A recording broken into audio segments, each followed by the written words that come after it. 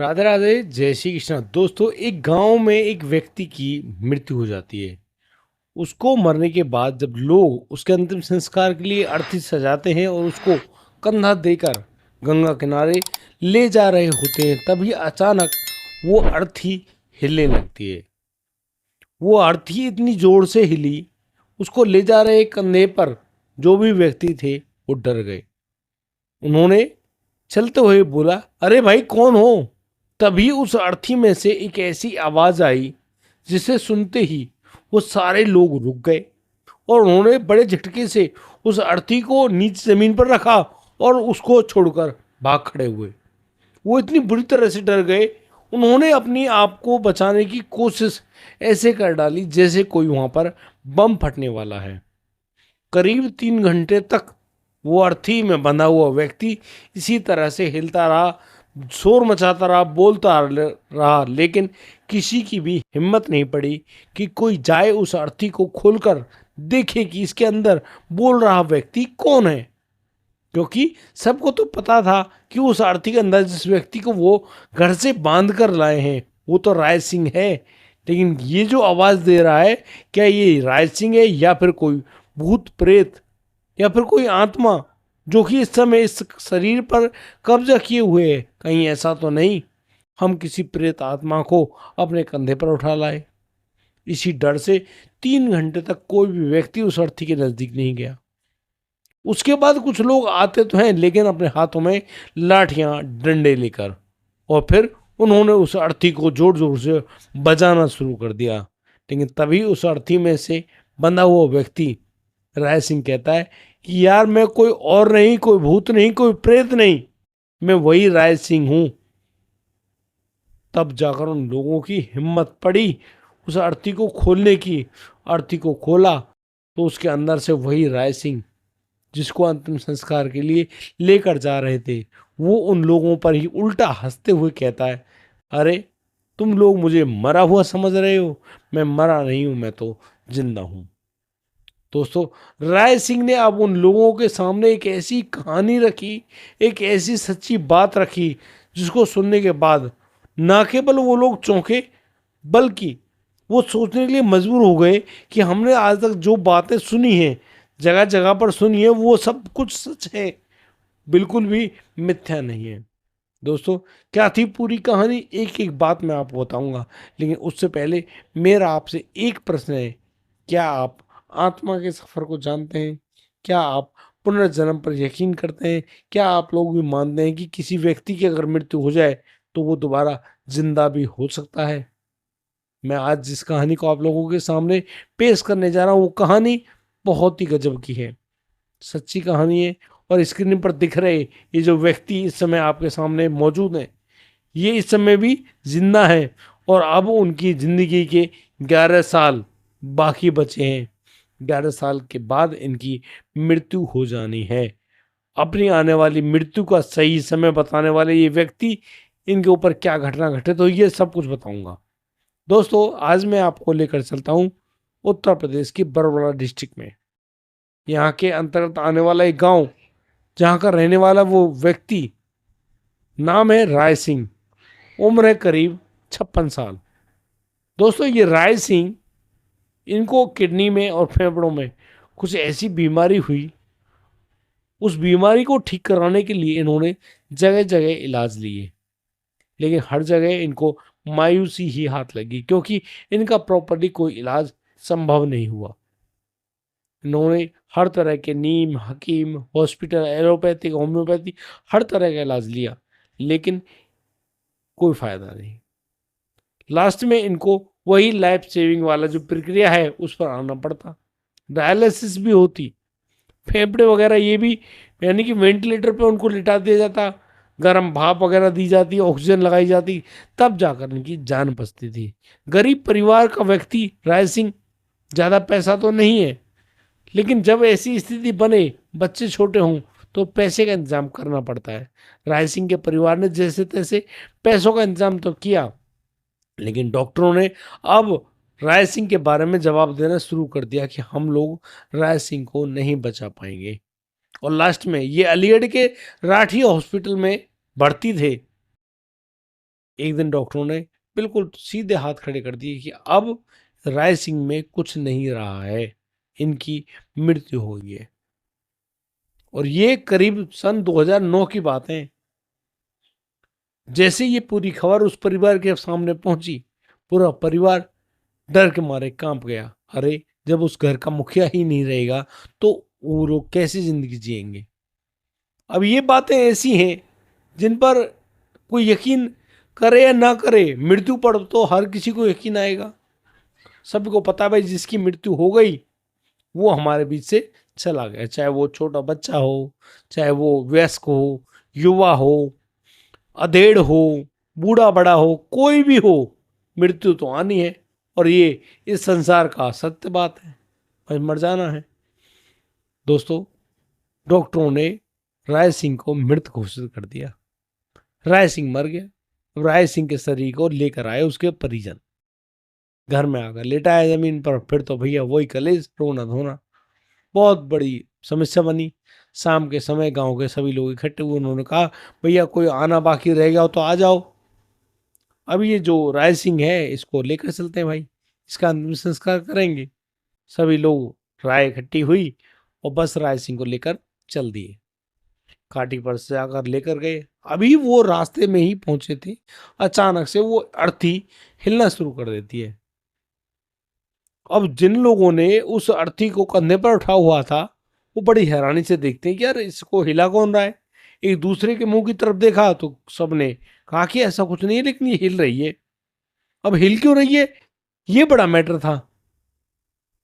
उन्होंने थोड़ा गौर किया तो उनको कुछ आवाज भी उस अर्थी में से आई कि रुको, मुझे कहाँ लेके जा रहे हो, इस तरह की आवाज आई।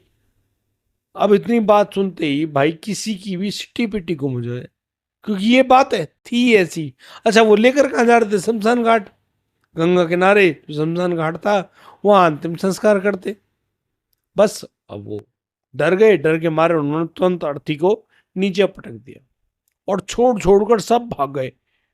सब A to Z लोग कि भैया यहाँ तो भूत है, ये तो भूत आ गया, प्रेत आ गया, आत्मा आ गई, वगैरह वगैरह बहुत सारे ऐसे मतलब एक बात बना दी। उस अर्थी से कोई हाथ ना लगाए, उससे ऐसे दूर भागे, कितना बड़ा भूत यहाँ पर आ गया हो।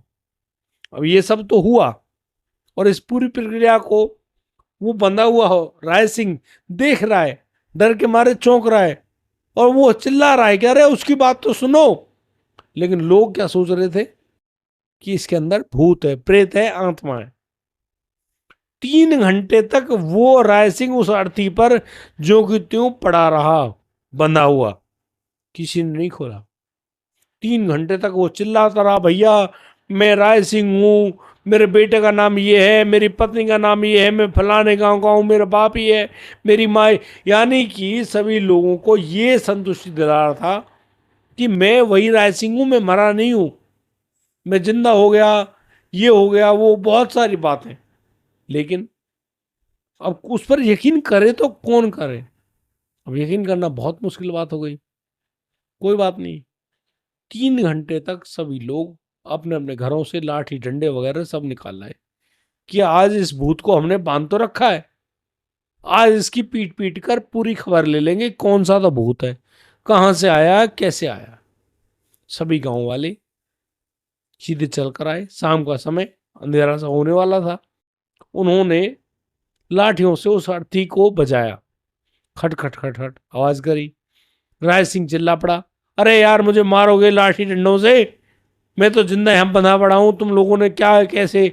मतलब उसने फिर दोबारा से वही दुहाई देनी शुरू कर दी जो कि वो पहले बोल रहा था कि मैंने कितने पैसे वहाँ दिए, वहाँ लिए, ऐसा कुर्ता पहनता, बहुत सारी बातें। अब गांव के लोगों ने जब गौर से सुनी कि ये तो यार राय सिंह को पता होनी चाहिए बातें, और ये वाकई में राय सिंह को पता है, तो चलो जल्दी करो, इसको निकालो यहाँ से। चादर वगैरह सब हटाई, तब जाकर राय सिंह को ढंग से सांस आया। वरना अगर 1 आध घंटे और छोड़ देना उसको, वो वहीं पर सच में मर जाता दम घुटने के कारण। हालांकि वो पहले बीमार था, वो तब भी मर सकता था, लेकिन एक ऐसी अनोखी चीज हुई उसके साथ कि वो 3 घंटे तक ऐसे ही तड़पता रहा लेकिन मरा नहीं। दोस्तों, गांव वालों ने राय सिंह को खोला, अर्थी से बाहर निकाला और उससे पूछा कि तुम राय सिंह ही हो या फिर कोई और हो। तो राय सिंह माथे पर हाथ रखकर बैठ गया और बड़े प्यार से दुहाई देते हुए कहा कि भैया मैं ही राय सिंह हूं, मैं वही राय सिंह हूं। उसने सारे सबूत, माँ बाप, बच्चे, पत्नी, हर किसी का नाम बताया, मोहल्ले का नाम बताया, डिस्ट्रिक्ट का नाम बताया, सब कुछ बताया। तब जाकर लोगों को यकीन हुआ कि वाकई में ये तो राय सिंह है। अब सारे गांव वाले इकट्ठे हुए। राय सिंह धोती बांधकर सबके आगे आगे, पीछे पीछे गांव के लोग। पूरे गांव में हल्ला मच गया कि एक आदमी जो मर गया था वो जिंदा वापस लौट कर आ रहा है रास्ते में से।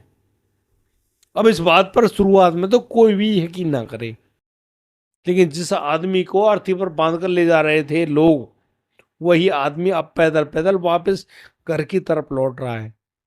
सभी लोग बड़ी हैरानी से उस राय सिंह के चेहरे की तरफ देख रहे हैं। गांव के भी बुजुर्ग, महिलाएं, आम महिलाएं, बच्चे, सब लोग देख रहे हैं कि यार राय सिंह के साथ हुआ क्या है। राय सिंह 56 साल की उम्र में अपने घर पहुंच गए। घर जाकर उनकी पत्नी का रोना धोना, बच्चों का रोना, सब कुछ बंद। अरे राय सिंह बच गया, जिंदा हो गया।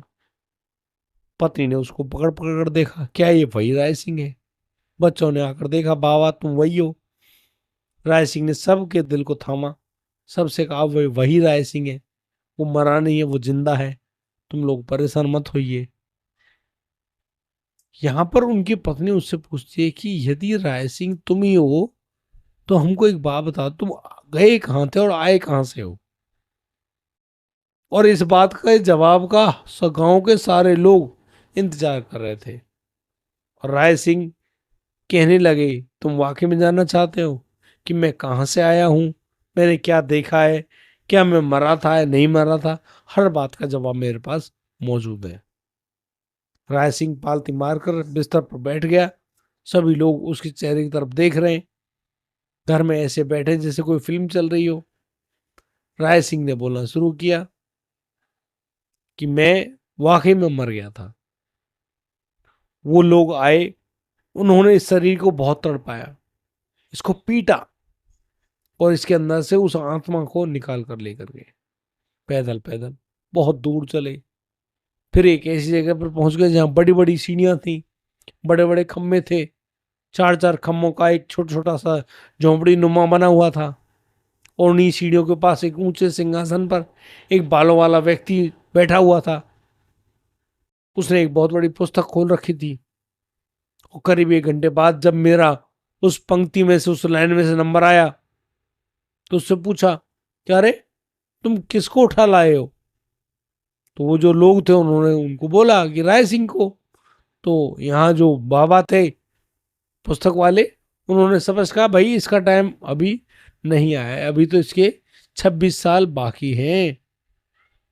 और गजब की बात बताऊं आपको, राय सिंह को ऊपर से नीचे फेंक दिया गया, लेकिन उससे पहले नरक भी दिखाया और स्वर्ग भी दिखाया। ये उस राय सिंह के लिए वो सीख थी जिसको कोई सुनना ही नहीं चाहता, कोई समझ नहीं चाहता। और आप लोग सोच रहे होंगे अरे यार क्या अब मज... और मैं आपसे कहूं, इस पूरी कहानी का मुख्य निचोड़ अब इन आने वाले शब्दों में है। सच्ची बात वो ये है, यहां पर राय सिंह बताते हैं जब उनको नरक दिखाया गया तो पीप से, मवाद से, मांस के लोथड़ों से भरी हुई एक नदी जो लगातार बह रही है, और जो यमदूत है वो उसको लेकर गए, चल बाबा तुझे पानी पिलाते हैं। पानी पिलाने के बहाने तो लेकर गए, लेकिन उस नदी में जाकर उसने उसको डुबका दिया। अब वहां अंदर तो बहुत बुरा हाल, बहुत गंदी बदबू। बड़ी मुश्किल से उसने अपनी गर्दन ऊपर करी। उसके बाद यमदूतों ने उससे पूछा कि हाँ क्या मजा आया? कोई मजा नहीं, तो बहुत बड़ी सजा है। लेकिन ये मिलती किसको है? उन्होंने कहा जो बुरे कर्म करते हैं, जो गंदे कर्म करते हैं, किसी को दान नहीं देते, दूसरों की बहन बेटियों को तकते हैं, गलत व्यवहार करते हैं, किसी की जान ले लेते हैं, चोरी करते हैं, किसी की बहन बेटी को नहीं छोड़ते हैं, पर स्त्री पर गंदी नजरें रखते हैं, बहुत सारी बात। अच्छा, आगे जाकर उन्होंने राय सिंह को एक बहुत सुंदर स्वच्छ जल, ठंडा सुगंधित जल उसके अंदर डुबकाया। उस जल में घुसते ही राय सिंह के शरीर से सारे दुख दर्द मिट गए, परम शांति का अनुभव हुआ और ऐसे लग रहा था जैसे कि राय सिंह का पूरा शरीर बह बहकर जाना चाह रहा हो, और वो इतना प्रफुल्लित कि उसके अंदर से निकलने का मन ही नहीं हो रहा। राय सिंह बहुत खुश हुआ। उसको खुश होते हुए देख अब जो यमदूत है उन्होंने उसको पकड़ा और बाहर निकाला और कहा कि ये स्वर्ग की वो नदी है जिसको गंगा कहते हैं। इस नदी में स्नान करने से आत्मा पवित्र हो जाती है, बॉडी नहीं, आत्मा पवित्र हो जाती है। जो कृष्ण में है वो कृष्ण में ही समा जाती है। ये वही नदी है, ये पवित्र गंगा नदी है जो कि स्वर्ग में बहती है। इसलिए अब 26 साल तुम्हारी जिंदगी के बचे तो हैं, तुम नीचे तो जाओगे। अब ये सोच लो, ये ठान लो, ये मान लो कि तुमको कैसे कर्म करने हैं। बुरे कर्म करोगे तो वो पहली वाली नदी में तुमको जाना पड़ेगा, और वो बहुत सारे योजन दूर है, हजारों योजन दूर चौड़ी, ऐसे पार नहीं होगी। लेकिन इसको पार करने के बाद जब तू गंगा नदी में आएगा तब तेरे जीवन के सारे पाप धुल जाएंगे, तू महापवित्र हो जाएगा और कृष्ण में हो जाएगा। इसलिए अब तुम निर्णय कर लो तुम्हें कौन सी नदी चाहिए। और उसके बाद यमदूतों ने उस राय सिंह को ऊपर से ही नीचे फेंक दिया,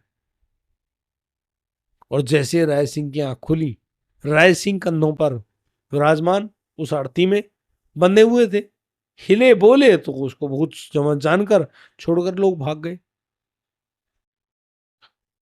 राय सिंह ने जो गजब की बात बताई वो ये थी कि उसके शरीर में अब कोई पीड़ा नहीं है। पहले उसके फेफड़े दुखते थे, किडनी में बहुत गंभीर दर्द उठता था, लेकिन अब भगवान ने उसको महापवित्र करके भेजा है। ना फेफड़ों में कोई रोग बचा है, ना ही किडनी में रोग बचा है। और सबसे बड़ी बात, वो राय सिंह आज भी उत्तर प्रदेश के बरबला डिस्ट्रिक्ट में मौजूद है। कोई किसी को लग रहा हो कि हाँ भाई हमको प्रमाण की आवश्यकता है, तो प्रमाण मैं आपको बता रहा हूं। उत्तर प्रदेश की बरबला डिस्ट्रिक्ट में जाने के बाद अलीगढ़ के निकट है, आप किसी को पूछ लीजिएगा, सभी लोग आपको उनके बारे में एड्रेस सही से बता देंगे। खूब जाइए, पड़ताल कीजिए और फिर बताइए कि हाँ ये बात सही है या गलत। आज वो एक गोली नहीं खाते हैं, क्यों? क्योंकि शरीर में कोई रोग ही नहीं है। दोस्तों आज के लिए सिर्फ इतना ही, और यदि आपको ये वीडियो अच्छी लगी हो तो हमारी वीडियो को लाइक, कमेंट, शेयर और चैनल को सब्सक्राइब करना बिल्कुल मत भूलिएगा। दोस्तों आज के लिए सिर्फ इतना ही। राधे राधे, जय श्री कृष्ण।